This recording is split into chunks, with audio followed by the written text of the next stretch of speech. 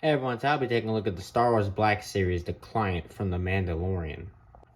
And I didn't even want to do this review today, not because I think I'm going to hate the figure or I don't like how the figure looks. It's because I bought a G.I. Joe Classified Series Scarlet the other day, and it just decided to break on me as soon as I got it out the packaging. So that's just nice. Scarlet, the first time I found a Scarlet in stores and I really wanted her, and then she just fucking breaks as soon as I get out of the package. So that's nice. But basically, I just killed my whole mood for the whole day. But anyway, moving on, taking a look at the packaging. She comes in the standard Star Wars Black Series packaging. Got a window right here, shows the figure, all of the accessories. You got Star Wars The Mandalorian right there. It says the client on the top. You got Star Wars Black Series on the side. You got an image of the client. On the back, you got a product, well, not product shot.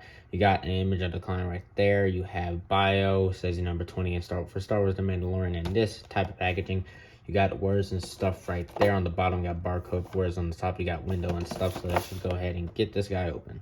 Getting them out of the packaging, this is a really nice looking figure.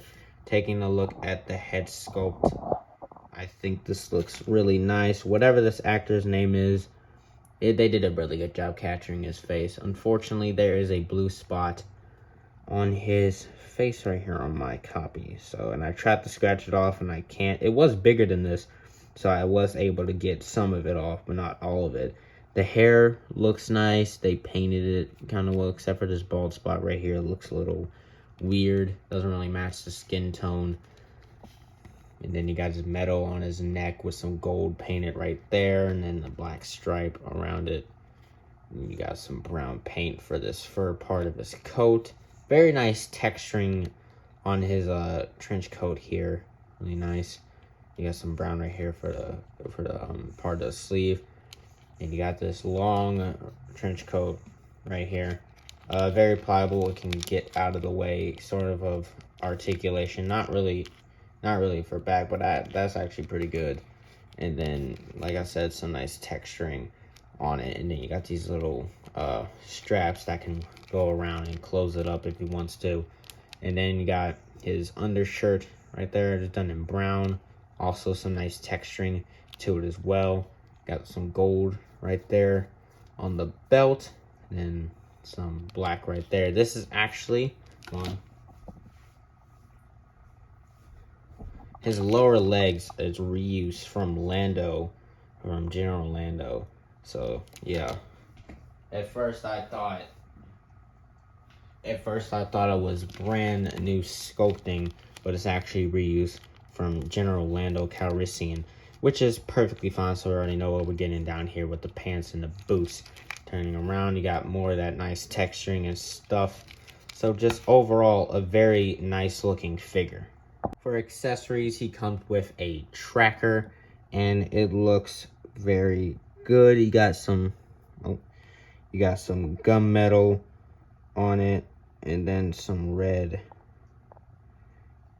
And then some red for that little button there. If I put it any closer, it's just gonna be dark, so I have to keep it around the light, or I could just zoom in, my idiot ass. Here you go. Looks very good. You can put that in his hand, and that looks good as well. Then he also comes with his little ice cream scoop thing container that holds the best guard. There's some small black triangles around it, and you can open it, revealing some more painted detail. And then you can put this stack of Beskar there, which is done in silver. Put that in there. Then it comes with 2 stacks of Beskar. Close that right up. Oh, just dropped it. And that can go in the hand. I wish they did these buttons in some paint. That would have been nice. But somewhat difficult to do. Okay, I'm not gonna waste my time on that because, yeah. So accessories are really, really nice. Measuring this client figure to see how tall he is. He stands, I just hit the camera. He stands at about 6 inches tall. And I guess that puts him at a good height next to Mando. Then here he is next to Grogu. And just because I think this might be his boss, I don't know. Here he is next to Moff Gideon. Articulation on this figure, there's a dumbbell joint up at the head and a ball joint down. Trying to get this collar to be straight. Ball joint down the base of the neck. He can look up that far, can look down that far. He got some head tilt, rotation. Hinge at the shoulder goes to 90. Get a rotation right there. Elbow rotation, single joint bend of the elbow gets you to 90. Got a wrist rotation. Wrist can hinge down and up on the trigger finger and side to side on a regular hand. There is a ball joint down here, which you can't get that much for it, really none at all, but you can get a lot back, and you can get some side to side and rotation, of course. Ball joint at the hip, kicks up that far, kicks back that far, goes out that far, thigh. Single jointed bend at the knee. I guess now pull a Scarlet now and break. There you go. And then you can hinge up, you can hinge down, and ankle pivot. So articulation is pretty decent on this guy, but I mean, you're not really going to put him in any dynamic poses. So yeah, articulation is okay. So overall, I like this client figure. The details are really nice. I really like the texturing on the jacket.